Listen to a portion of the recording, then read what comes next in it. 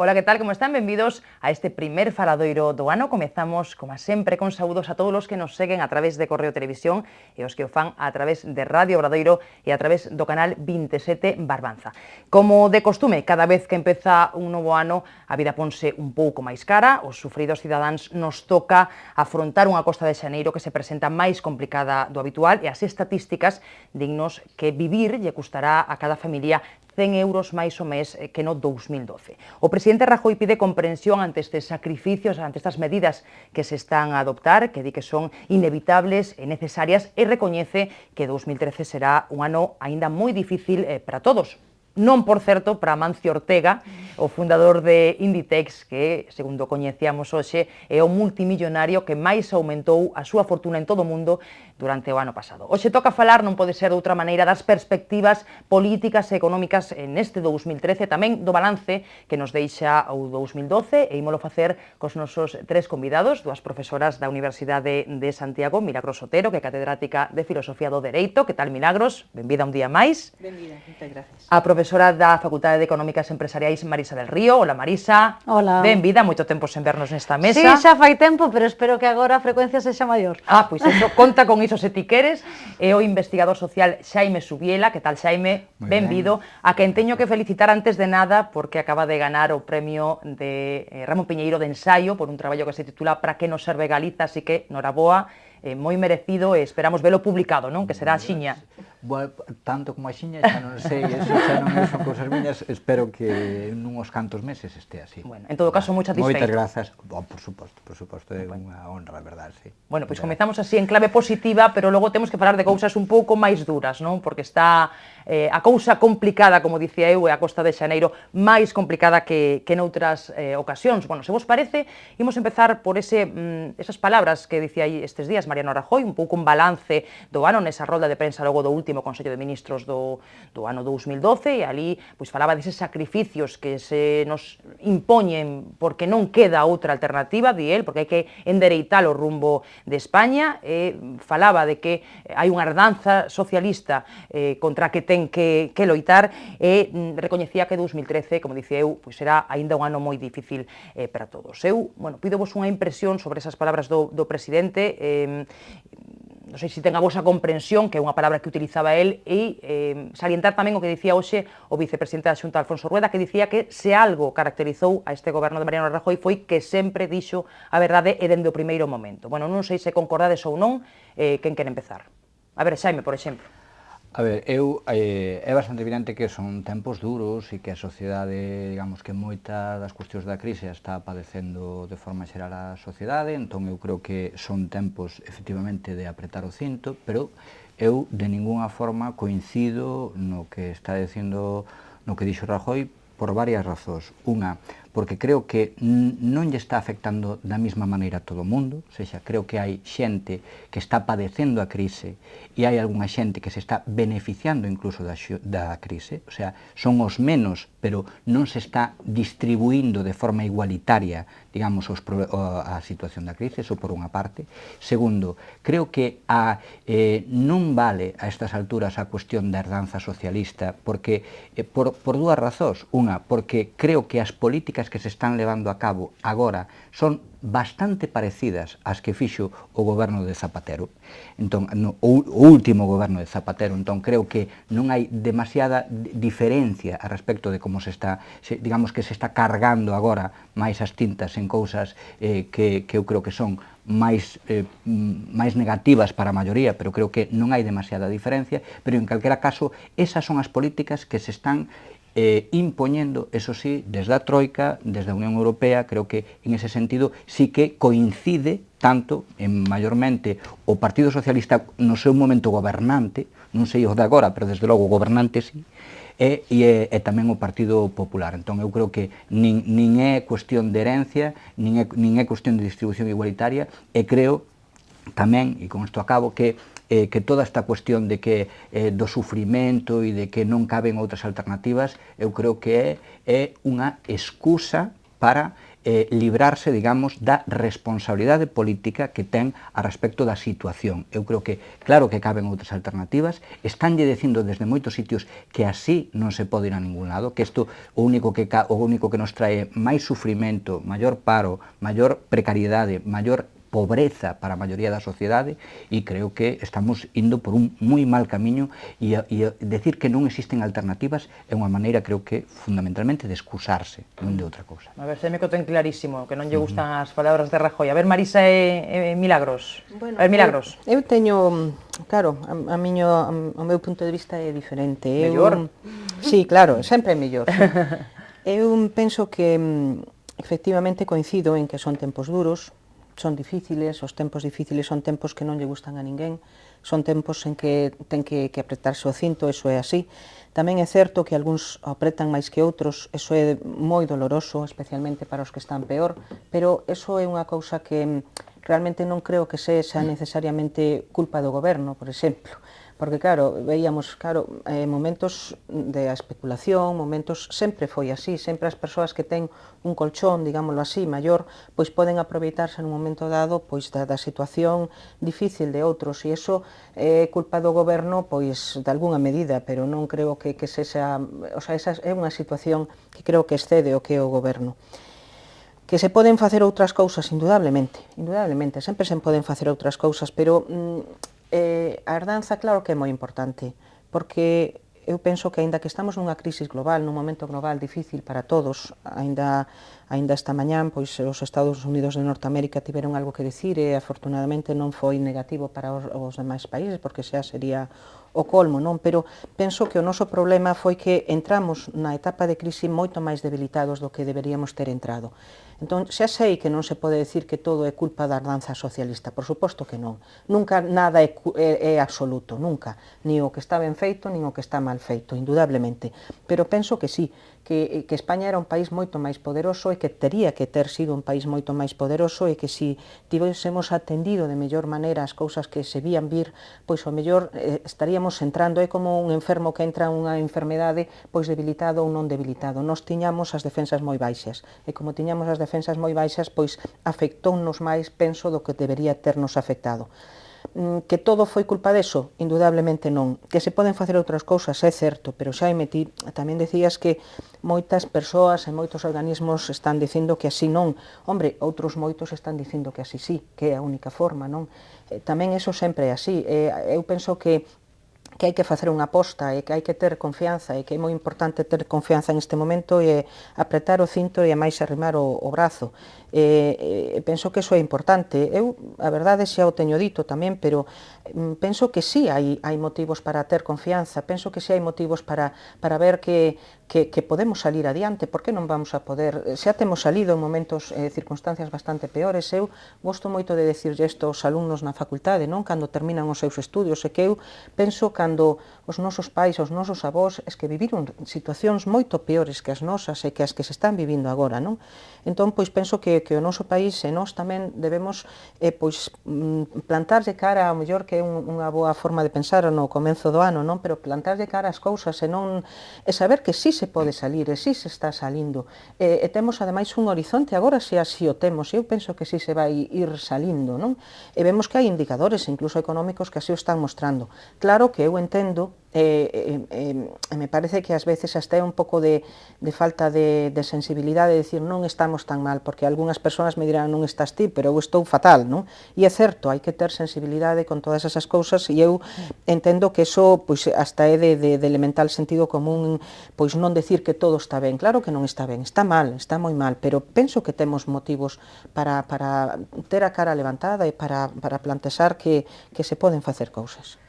A ver, Marisa, con quen concorda máis? Pois eu un poquinho con cada quen. Quero aproveitar xa que falo a última desta primeira rolda de intervencións para asentarme nas palabras dos dous contertulios, porque son interesantes de subliñar. En primeiro lugar, o que comentaba Xaime en relación coa diferente maneira, ti, Milagros, tamén facía referencia, a diferente maneira que estes tempos difíciles están afectando as distintas partes da sociedade.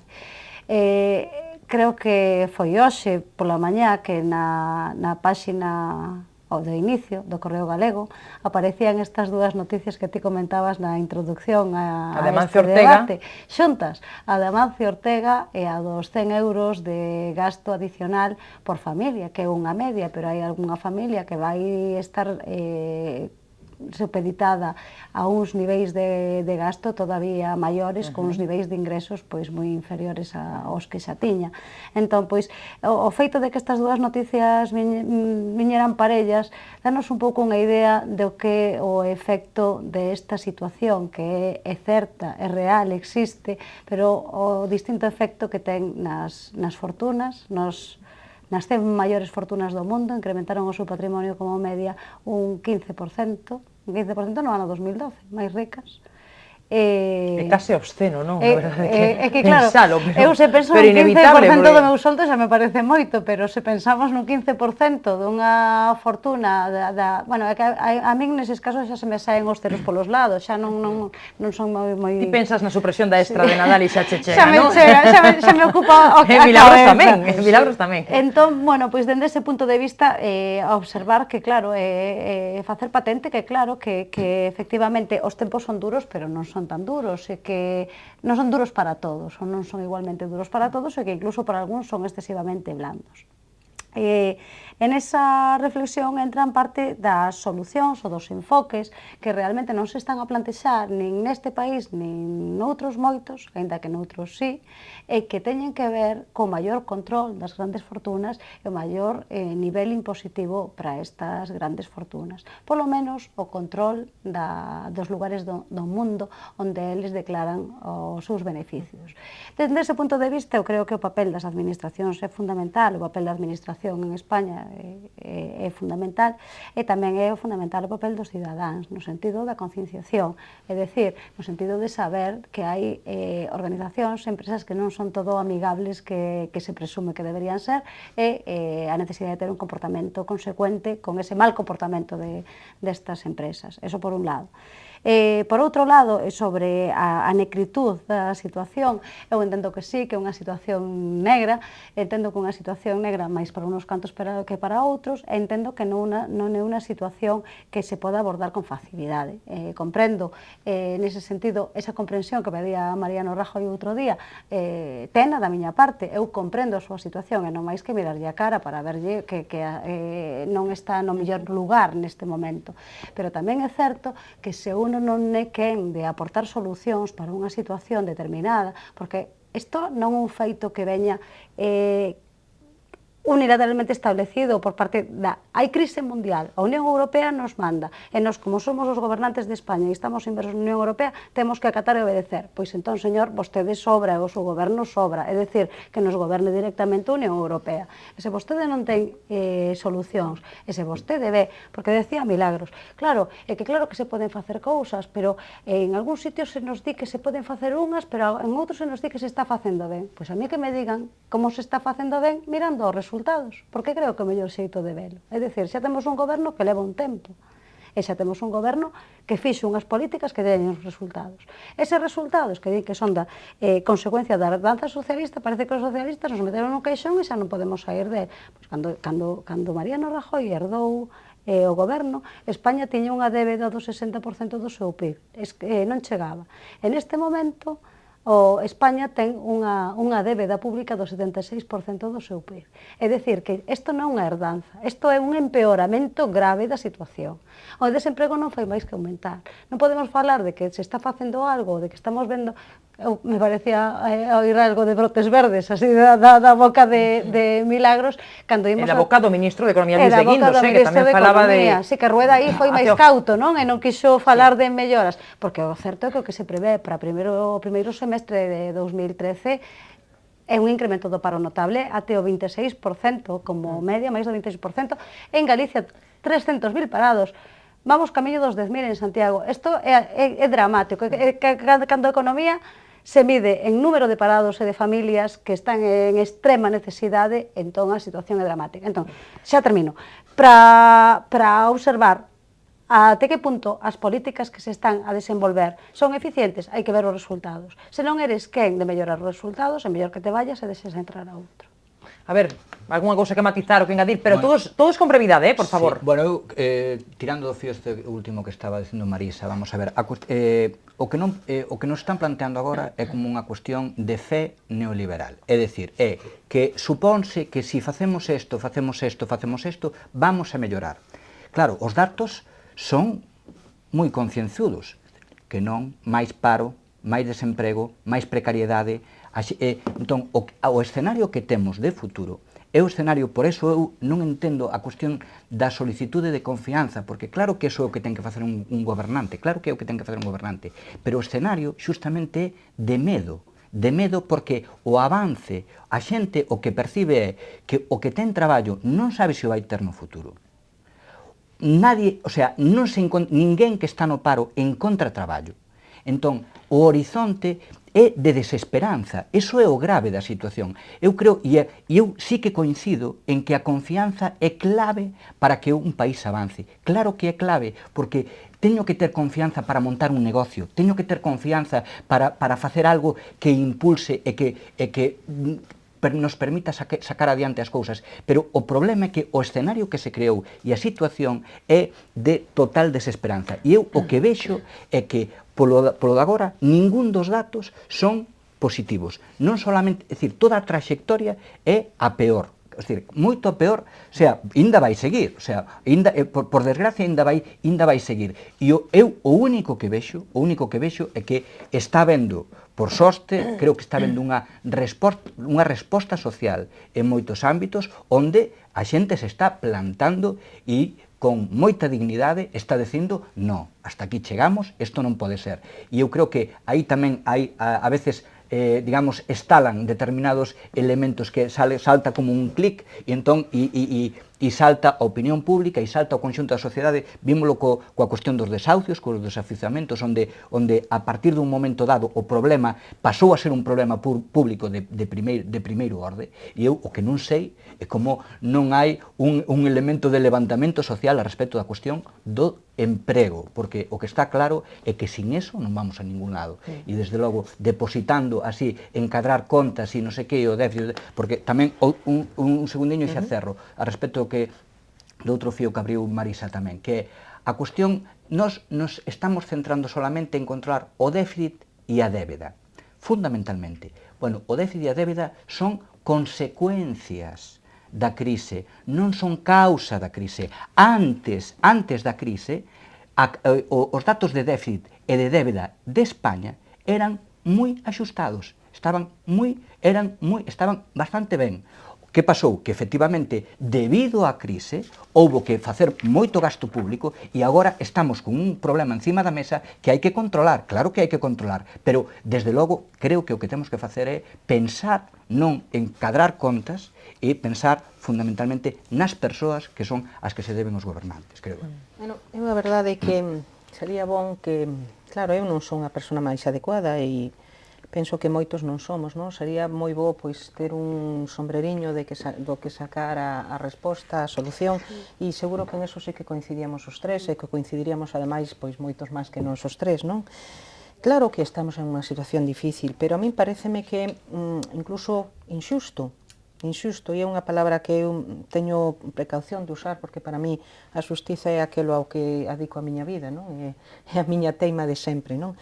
Pero, claro, o problema non é dicir as cousas que están mal, porque esas cousas que están mal non teñen por que ser, e ao meu suizo non son directamente problema de quen está gobernando, porque habería que ver como estarían se gobernase outro.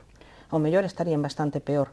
Pero cando outros gobernaban, o Partido Popular achacáballes o mesmo. Sí, pero é que non estou defendendo o Partido Popular neste momento, estou dicindo que claro, pero máis fíxate unha cousa, si ti ves o que opina o povo español, aínda a día de hoxe, non hai mellores ofertas por parte de outros partidos, ao revés, as hai peores.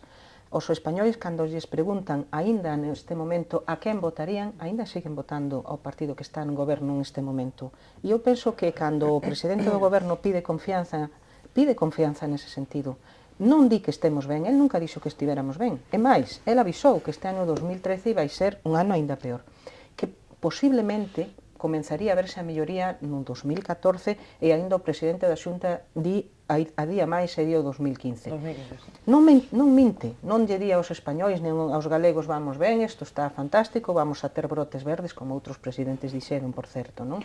Porque esa palabra sí saiu. Hai algunhas palabras que xa se parecen un pouco dos brotes verdes. O presidente do en goberno... Cantón está no goberno, eu creo que ten sempre sí, a pero bueno, o ten a tentación, xa hai unha tentación. pequena melloría. Pero vamos, que o presidente do goberno de España é un presidente, penso que aí lle sale a raza galega. Sí, pero deso de que non minte, habería que ver o seu programa de goberno e as súas accións. accións. Pero que o programa de goberno non penso que sea necesariamente... Eu debei un programa de goberno cando tive un cargo público, cando fun decana a miña facultade, e eu dixen, porque tiña de verdade a conciencia e a certeza de facer eso ás veces cando estás dentro non podes facer, non é unha cuestión de mentir ou de non mentir. Sí, pero no 100% non se pode fallar. Pero España fallou no 100% aínda máis, pero é que tamén lle mentiron a eles cardanza que lle deixaban, é que non se pode, tampouco iso é así, as contas non salen así de claras, pero eu o que penso é que... Milagros, logo Marisa. Sí, pero eu o que penso de verdade é que neste momento é un momento, os pactos de Estado están para isto. O sea, os pactos de Estado están para decir ni ti fixeches, ni un fixen, ni quen ten a culpa, nin quen deixa de ter. Eu sí coincido con vos os dous, e a máis totalmente en que xa está ben de botar as culpas sempre aos outros. Penso que eso tiña que ser un paso xa pasado, e xa teníamos que ver, como di Xaime, que coincido totalmente con el, pois pensar nas persoas e deixar quen ten a culpa ou quen ten máis grado de culpa. Estamos todos no mesmo barco, estamos no que estamos, non? Pero penso que sí é un momento de todos decir, bueno, agora mesmo estamos nesto por 4 anos, se non cambian as cousas, e levamos un, e é tan importante o que temos entre mans que entón vamos a deixar de ver se foi culpa dos socialistas ou é culpa dos populares ou quen fai deste xeito ou deste outro. Temos que tirar para diante, temos que procurar confiar na nosa xente, no noso país, porque senón é que aínda nos estamos afundindo nos pero moitísimo máis. Claro que hai que confiar, pero o que non se pode tampouco é tragar con todo. Nos estamos nesta tertulia para comentar o que nos parece ao noso punto de vista do que se fai. O que se fai por parte do que ten responsabilidades de facer algo, porque, como decía, se non sabes facer nada, pois non esteas aí. Pero que eu non coincido con eso. Levas un programa de goberno e ti dis os números non están tan claros. Os números están clarísimos. E todo o mundo coñece os números porque son as contas públicas, as coñece todo o mundo. E Mariano Rajoy, cando chegou ao goberno, coñecía os números de España. Logo pode contar o que queira, pero todos sabemos que coñecía os números, as contas públicas españolas. Que acontece? Que facer un programa de goberno con ánimo electoralista, logo con leva, que cando un chega ao goberno non pode cumplir con el.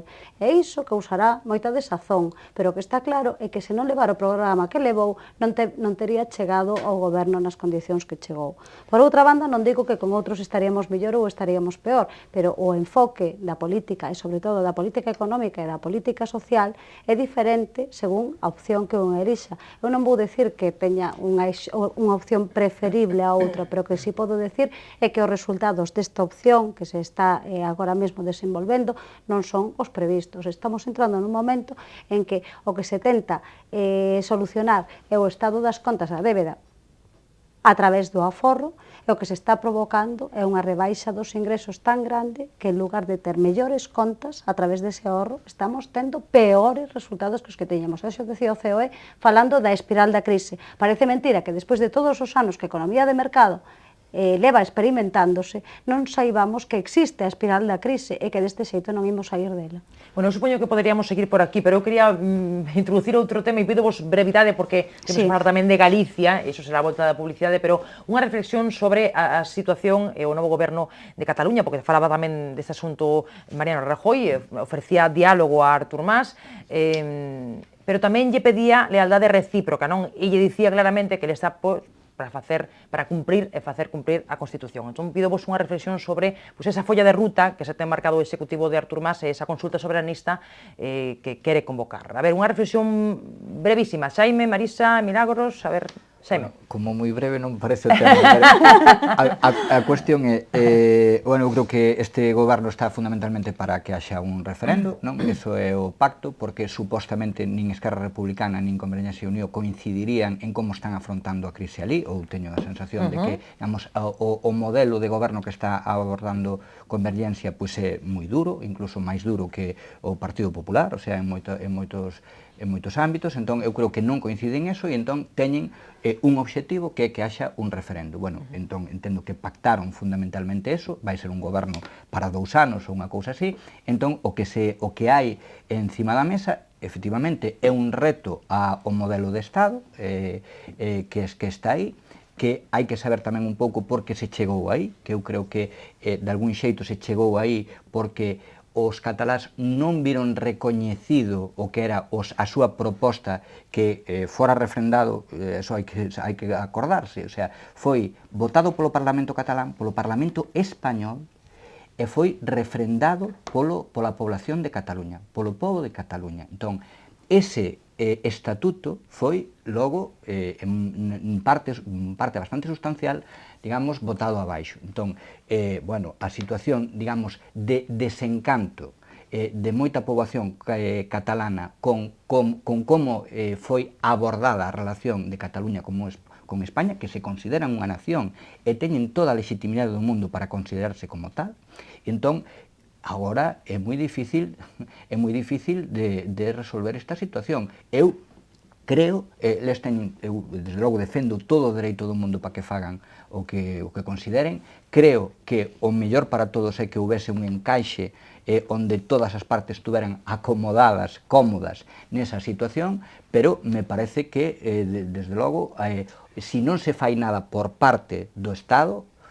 creo que están abocados a que a maioría opte pola independencia, seguramente. Bueno, Xeme, que lle parece ben a consulta soberanista, Marisa? A min o que me parece que agora mesmo Artur Mas non ten moita presa por reunirse con Rajoy, porque creo que dixo, bueno, xa falarei con ele en días ou meses, non? Xa non ten tanta presa como tiña antes das eleccións, porque entendo que esta consulta, referendo, como lle deamos en chamar, que non é cuestión baladí, porque parece ser que se consulta se pode facer, se referéndum que ten que ser autorizado pola Administración Central. O que a min me parece, dende o meu punto de vista, o tema do referendo sai dunhas desavenencias no diálogo entre o Goberno Central e autonómico que ten que ver máis coa fiscalidade, o reparto da tarta dos impostos que con outro tema, e co problema económico en Cataluña. Entendo, e creo que así o vemos na parte importante da poboación, que é un arma que se utilizou para convocar estas eleccións e salvar esta situación, desviar o obxectivo dos focos da opinión pública e leválo até este tema soberanista.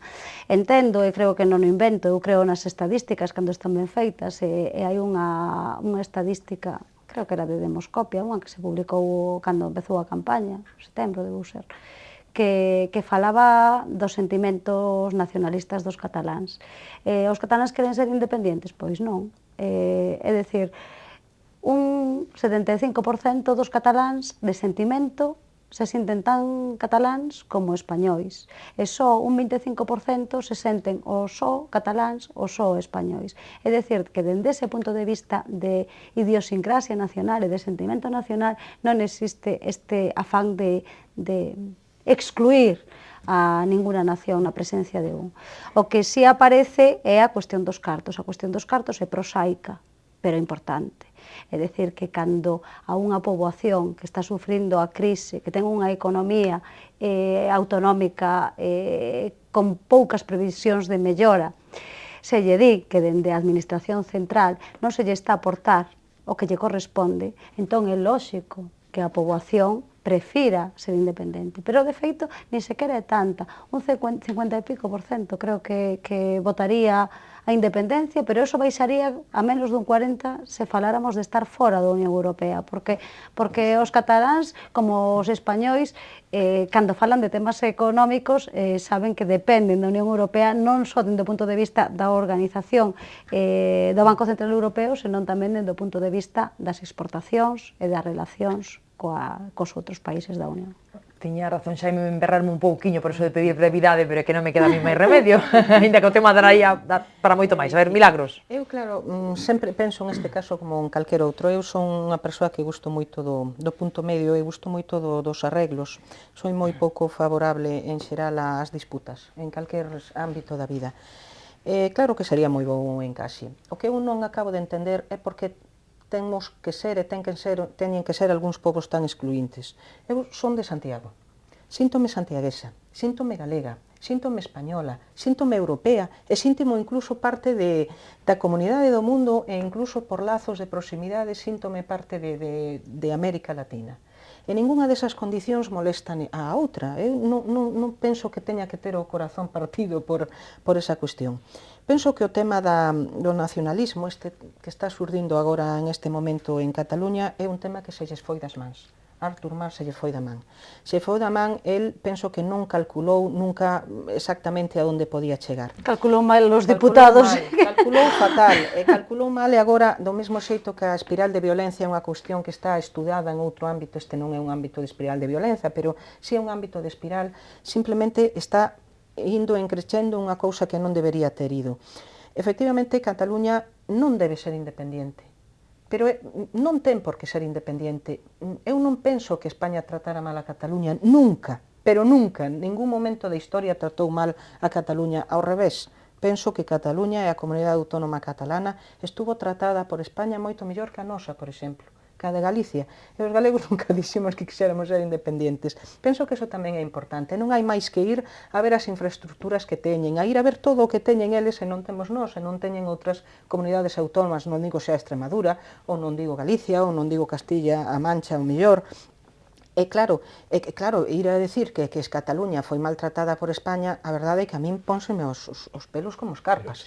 Pero pensamos que o problema do dereito a decidir é unha cousa de 4 políticos, creo que estamos bastante confundidos. O sea, se pensamos que é porque Marx fixo isto, ou fixo esta xogada, non sei cuánto, e non comprendemos que a maior parte da sociedade quere, outra cousa é que aposte pola independencia, outra cousa que tal, que eu aí, efectivamente, non teño claro como sería eso. Ahora, que eles se consideran unha nación mayoritariamente nacionalistas e non nacionalistas, e que mayoritariamente queren o ter o dereito a poder decidir o que son e o seu encaixe en parte na cuestión económica, pero pensar que é un xogo de políticos. Pero permíteme un momentiño, Xaime, hai unha cousa moi importante que se veu precisamente desa enquisa da que falaba Marisa, eu tamén a estudei con calma, non sei se é esa ou unha parecida, pero a mí pareceme unha cousa verdadeiramente penosa que lle fagan as entrevistas aos nenos das escolas e que digan, ti queres ser independiente? E que digan, sí, 5, 6, 7 anos, que é ser independiente?